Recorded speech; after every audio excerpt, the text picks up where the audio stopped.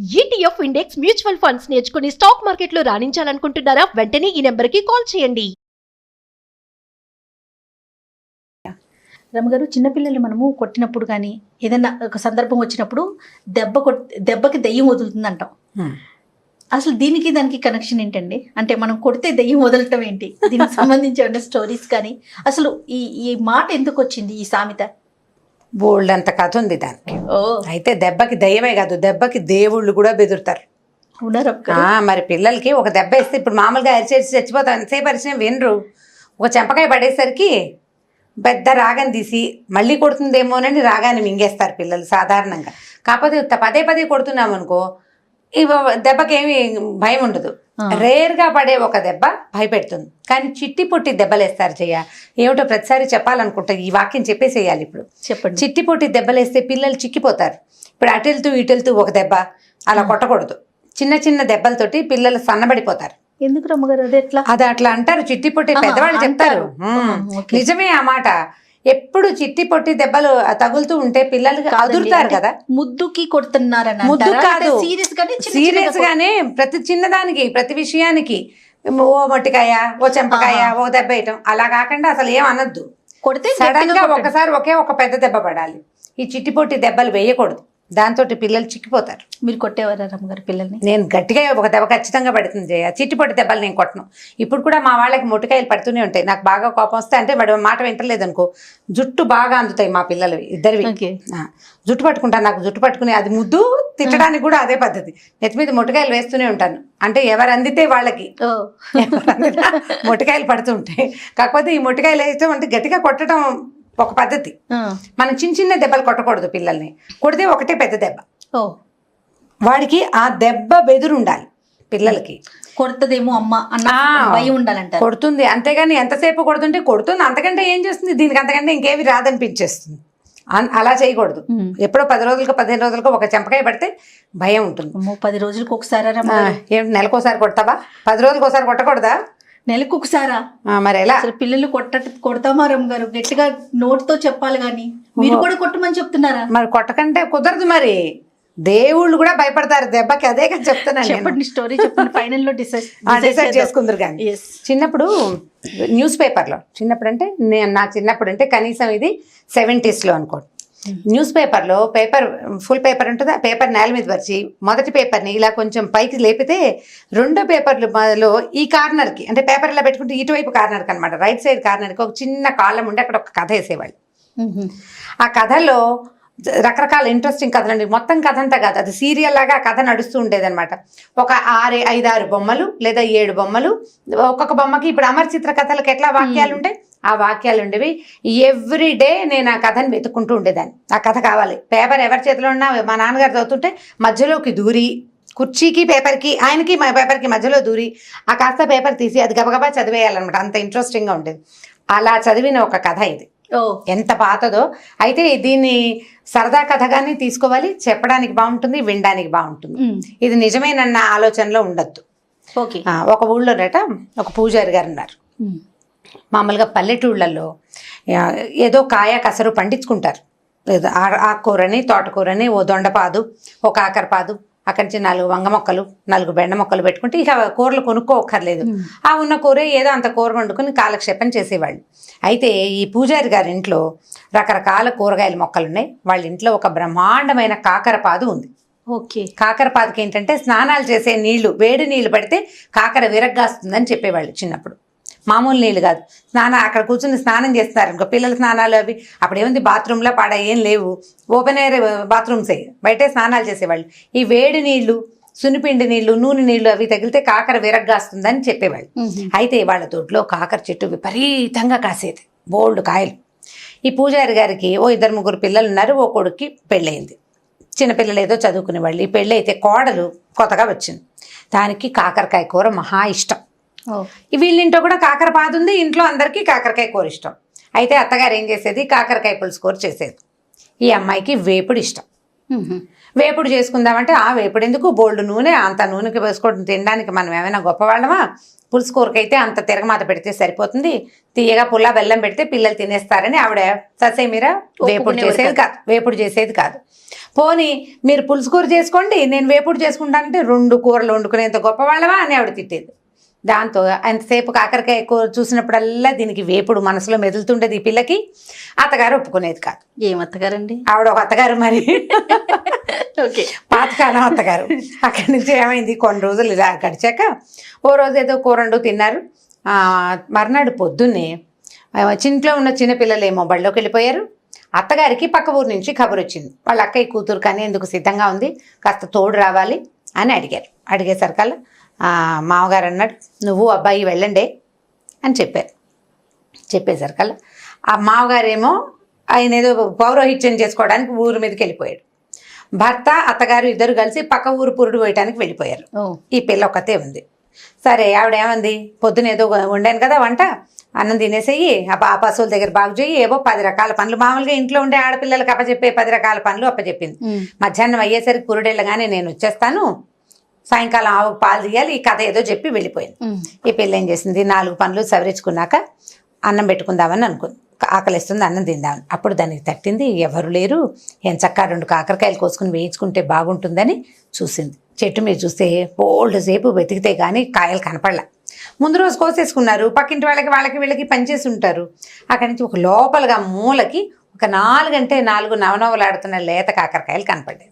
అమ్మయ్య దొరికినాయిరా నాయన అని ఆ 4 కాకరకాయలు కోసుకొచ్చి ఏం చేసింది, అంత నూనెసి కాస్త చకచకా వేయించుకుంది. కానీ ఏమనుకుంది, ఇక్కడే కూర్చుని తాపీగా తింటూ కూర్చుంటే అత్తగారు వచ్చేస్తే పట్టుపడిపోతాము, నీళ్ళకెళ్ళి తింటే సరిపోతుంది. నీళ్ళకెళ్ళాలంటే చెరువుకి బిందు బుచ్చుకు వెళ్ళాలి, ఒక అరగంట 30 గంట పడుతుంది. ఆ లోపల అత్తారు తిరిగి వచ్చేసినా ఆవిడ కనపడకుండా ఉంటుందని ఏం చేసింది, ఈ కాకరకాయ వేపుడిని చిన్న గిన్నెలో వేసుకుని గిన్నె తోమేసింది.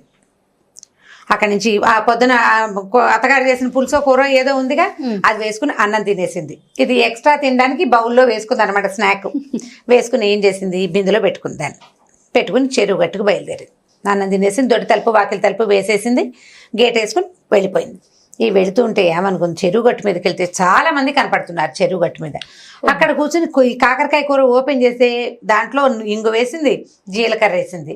అదేమో మూత తీసేసరికల్లా వాసన వస్తుంది కదా, వేపుడు గుమగుమలాడుతూ వాసన రాదు, వాసన వస్తుంది. ఎవరైనా అర్థమవుతుంది. రెండోది నేను తింటున్నట్టు చూస్తారు. ఓ పని చేద్దామని ఈ చెరువు గట్టుకి కొద్దిగా యువతలుగా ఒక కాళికా అమ్మవారి దేవాలయం ఉంది. ఆ ఊళ్ళో చిన్న గుడి. వీళ్ళ మామగారు కూడా అక్కడ అర్చన చేస్తాడు, అంటే ఆ గ్రామ దేవత అనమాట కాళికమ్మ. అయితే ఏం చేసింది, అదే పెద్ద గుడి ఏం కాదు, అది చిన్న గుడి. కొద్దిగా తలుపు జారేసుకుని లోపల కూర్చోవచ్చు అమ్మవారు ఎదురకుండా. ఇదేం చేసింది, తలుపు అలాగా తోసి పిల్ల లోపలికి వెళ్ళి కూర్చుని బిందెలో నుంచి గిన్నె తీసింది, ఒక్క ముక్క ఎగరేసి నోట్లో వేసుకుంటే కాళికాదేవి చూస్తుంది. ఏమిటి ఇది ఎవరు నా ఎదురుగుండా కూర్చొని తింటోందని చూస్తోంది నేరుగా. చూస్తుంటే ఈవిడ ఈ పిల్ల చూసింది పైకెత్తి, నీకు పెట్టడానికి కాదులేవమ్మా నేనే తింటున్నాను అంది ఒక మాటకి. అనేసరికల్లా ఆవిడ మళ్ళీ చూస్తోంది పిల్లకేసి. ఇది తింటుంటే నీకు డ్రైగా ఉన్న ముక్కలు తినేసరికి మనకేమవుతుంది, గొట్టొచ్చి ఎక్కిళ్ళు వస్తాయి. అటు ఇటు చూసేసరికల్లా ఏమైంది, కూరలో నూనె తక్కువైంది, నూనె తక్కువగా ఉంది, అందుకే గొట్టొస్తుందని దీపారాధన పెడతారు కదా, ఆ దీపారాధన నువ్వుల నూనెని కొద్దిగా అలాగా ఒక చెంచాడు కూరలోకి పడేలాగా వంచి దీపారాధన అక్కడ పెట్టింది. కూర ముక్కలు కదిపింది ఇట్లా చిన్న గిన్నెని. ఆ గిన్నె కదిపి ఏం చేసింది, మళ్ళీ 4 ముక్కలు నోట్లో వేసుకుంది. ఈసారి నూనె కూడా తగిలేసరికల్లా సర్రమంది దాహంగా అనిపించేసింది, దానికి లోపల కారం వచ్చేసింది. ఏం చేసింది, అమ్మవారికి పొద్దున్న అర్చన కోసం పెట్టుకుంటా నీళ్లు ఉంటాయి కదా, ఆ నీళ్ళగా చెంబెత్తుకుని నీళ్లు తాగింది. ఆవిడ అదే పనిగా చూస్తూ పోస్తుంది, ఇందుంపదేగా గుళ్ళోకి వచ్చి ఎంగిలి వండిన పదార్థం పోనీ నాకు నైవేద్యం అన్నా కాదు, తినేస్తూ నా దీపారాధనలో నూనె పోసుకుంది, నా నీళ్ళే తాగేస్తోంది, గుడంతా ఎంగిలి చేస్తుంది నా అని ఇలా ముక్కు మీద వేలేసుకుంది అమ్మవారు కాళికాదేవి. ఈ పిల్ల తినేసింది, దానికి తిండి గోలే కానీ ఈ అమ్మవారి గోల లేదు. తినేసి కబకబా లేచి బయటకు వెళ్ళిపోయింది తలుపు దగ్గరగా వేసి. అమ్మవారిని అది చూడలేదు, ఆ పిల్ల చూసుకోవాలి, ఆ కోడలు వెళ్ళిపోయింది, చెరువులోకి వెళ్ళింది, కామ్గా ఈ గిన్నె గడిగేసేసింది, మూత తుడుచుకుంది, కాసిన మా చెరువు నీళ్ళు ఒకటి దాగి ఓ బిందె నీళ్లు ముంచుకుని హా లాలా అని పాట పాడుకుంటూ ఇంటికి చేరిపోయింది. చేరిన తర్వాత ఏమైంది, మీది మధ్యాహ్నం కదా, 12 గంటలకో 11:30కో సాయంకాలం అయింది. సాయంకాలం దీపారాధన చేయడానికి అర్చకుడు గుళ్ళోకి వెళ్ళేసరికల్లా అమ్మవారి ఇట్లా ముక్కు మీద వేలేసుకుని కనపడుతుంది. అయ్యో రామా, కాళికాదేవి ముక్కు మీద వేలేసుకుంది, ఏదో అపరాధం జరిగింది ఊళ్ళో అని గోల మొదలైంది. వీళ్ళింటి దాకా రాలేదు, ఊరంతా తెలిసింది. ఆ రోజులు ఏంటంటే పెందరాళ్ళే పడుకునేవాళ్ళు కదా, వాళ్ళల్లో వాళ్ళు చెప్పుకున్నారు, రేపు పొద్దున్నే చూడాలనుకున్నారు. తెల్లవారేసరికల్లా ఊరంతా పొక్కిపోయింది. అమ్మవారి ముక్కు మీద వేలేసుకుంది కాబట్టి ఇప్పుడు జాతర జరిపించి అక్కడ ఒక ఉంటాడు, మరిడయ్య అని ఒక ఆయన ఉంటాడు, లేదా గురవయ్య అని ఉంటాడు. ఆ గురవయ్య ఒంటి మీదకి వచ్చి ఏం జరిగిందో చెప్తుంది అమ్మవారు. ఈ అమ్మాయి అనుకుంది కొంప మునిగిపోయింది, నిన్న నేను కాకరకాయ కూర తింటాను చూసిందో ఏమిటో, అందుకే ముక్కు మీద వేలేసుకుంది. ఇప్పుడు గురవయ్య ఒంటి మీదకి వచ్చింది అనుకో అమ్మవారు, నిజం చెప్పి ఫలానా పిల్ల ఫలానా పూజారి గారి కోడలు కాకరకాయ తిన్నది, ఎంగిల్ చేసింది, నీళ్ళు తాగింది, దీపారాధన నూనెంతా వాడేసింది అని చెప్పేస్తే ముందు ఊళ్ళో పరుగు పోవటం పక్కన పెట్టి కాకరకాయ కూర వండుకు తిన్నందుకు అత్తగారు ఏమంటుందో అని భయపడి ఈ పిల్ల ఏం చేసింది, గబగబా బిందుచ్చుకుని మంచినీళ్ళకి వెళ్తున్నానని చెప్పి గుళ్ళోకి వచ్చింది.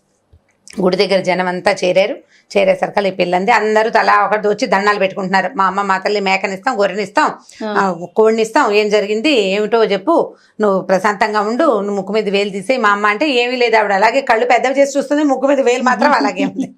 సరే వీళ్ళు ఏమనుకున్నారు, ఎవరందరూ తలా ఒక మొక్కు చెప్పండిరా, ఏ మొక్కుకైనా అమ్మవారికి నచ్చితే వేలు తీసేస్తుంది అన్నారు. ఎవరేం చెప్పినా ఆవిడ కదలటలా అటగే పెట్టుకుంది ముక్కు మీద వేలు. ఈ అమ్మాయి ఏం చేస్తుంది, నేను కూడా చెప్తా అంటే వీళ్ళు ఏమనుకున్నారు, బ్రాహ్మణులు పూజారి గారి కోడలు బాగా మాటకారి చక్కగా చురుగ్గా ఉంటుంది, ఇదేదో చెప్తుందంటే మీరందరూ బయటకు వెళ్ళిపోండి, నేను అమ్మవారితో మాట్లాడతానంది. వెళ్ళి నుంచుంది ఎదురుకుండా. ఏమమ్మా, నేను కాకరకాయ కూర తింటే మాత్రం నువ్వు ముక్కు మీద వేలేసుకుంటావా?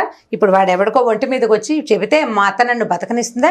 నీ సొమ్మేం పోయింది, నువ్వు హాయిగానే ఉన్నావు, అత్తలేదు ఆడపడిచిపోరలేదు, నీకు అత్తగారు ఉంటే తెలిసేది, తీ ముక్కు మీద వేలంది. ముక్కు మీద వేలు తీసేయి. ఇప్పుడు నువ్వు చెప్పావో గురవై ఒంటి మీదకి వచ్చి నువ్వు చెప్పావా, నేను చచ్చానే, మా అత్తగారు నన్ను బతకనివ్వదు, నీకు అత్త లేదు ఆడపడుచు లేదు, నీకు ఎలా తెలుస్తుంది నా నొప్పి?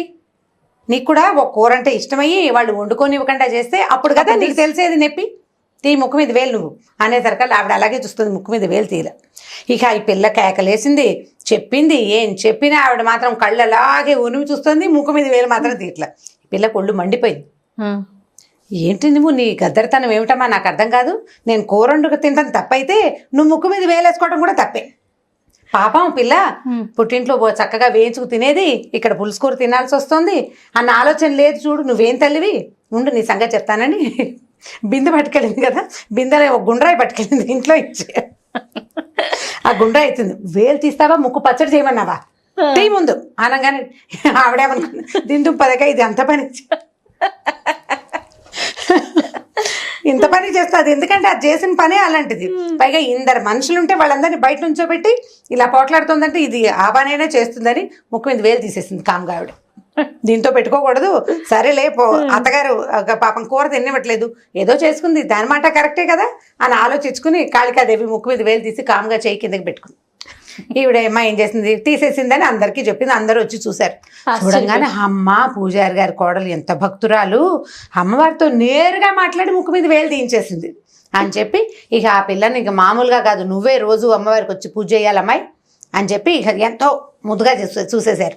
అత్తగారు కూడా తన కోడలు ఎంత మహాభక్తురాలో తెలుసుకుని అప్పటి నుంచి దానికి ఇష్టమైన కాకరకాయ వేపుడే వండి పెడుతూ అమ్మవారి ప్రధాన గణంలోకి ఈ పిల్లని చేర్చేశారనమాట.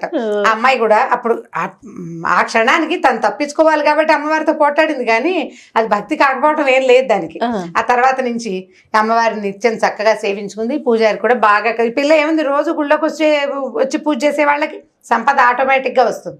తర్వాత వాళ్ళ కుటుంబం బాగుపడింది. కాకరకాయ ముక్కల ద్వారా ఈ పని చేసింది అనమాట. ఆవిడకి భయం వేసింది కదా, దెబ్బ అంటే దెబ్బ దేవుడికి కూడా గురువే. ఎప్పుడు మనం మామూలుగా తెలుగులో చెప్తారు, సామెతలు చెప్పుకుంటామా, సంస్కృత సామెతలు కూడా కొన్ని మనం చెప్తాం. దండం దశగుణం భవేత్ అని. దండం అంటే ఒక దెబ్బ 10 రకాలుగా పనిచేస్తుంది. ఈ మధ్య వాట్సాప్లో ఎవరో ఒక వీడియో పెట్టారు, వాట్సాప్లో కాదనుకుంటా ఫేస్బుక్లో. ఒక ఆయన చిన్న పిల్లని పక్కన కూర్చోబెట్టుకుని అన్నం ప్లేట్లో పెట్టుకుంటాడు. తన చేతిలో ఒక బొమ్మ ఉంటుంది, ఆ బొమ్మకి అన్నం తినిపించడానికి ట్రై చేస్తాడు. ఆ బొమ్మ తిందు, ఆ కర్ర తీసి టపా టపా టపా కొడతాడు ఆ బొమ్మని. తర్వాత ముద్ద తీసి పిల్లకి పెడితే పిల్ల కిక్కురు మనకండా తినేస్తుంది. దాన్ని కొట్టాడు నన్ను కొడతాడు అని అర్థం అవుతుంది కదా. మనం ఒకళ్ళని కొడితే రెండో వాళ్ళు భయపడతారు కదా. కాబట్టి ఈ దండానికి ఎవరైనా బెదరవలసిందే. దయ్యం బెదిరే కథ కూడా ఇంకొకటి ఉంది, నెక్స్ట్ టైం చెప్తాను మీకు. చాలా బాగుంది రామ్ గారు, చాలా ఫన్నీగా ఉంది, చాలా ఇంట్రెస్టింగ్ గా ఉంది కూడా. ఎంత పాత కథ, నేను 3rd క్లాస్ ఏమో ఈ కథ చదివే నాటికి. ఈ కథ సగం మర్చిపోయాను నేను. ఈ మళ్ళీ ఎలా గుర్తుకొచ్చింది మీకు? మా అక్కయ్యలు లేరు మాకు.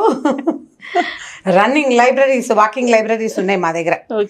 నేను మా అక్కయ్య ఏమిటంటే మా అక్కయ్యకి బాగా గుర్తులేదు, ఇద్దరం కలిసి 4-5 సార్లు చెప్పుకున్నాక ఇంకా స్ట్రైక్ అయింది అనమాట. దీన్ని వంకాయ కూర అని చెప్పే ఊళ్ళలో, కొన్ని ఊళ్ళలో వంకాయ కూరగా కూడా చెప్తారు. ఆ పేపర్ లో వచ్చింది మాత్రం కాకరకాయ వేపుడే అనమాట. కాకరకాయ వేపుడు. సూపర్. చాలా బాగుంది రామ్ గారు. ఇంకొక వీడియోతో మళ్ళీ కలుద్దాం. నమస్తే.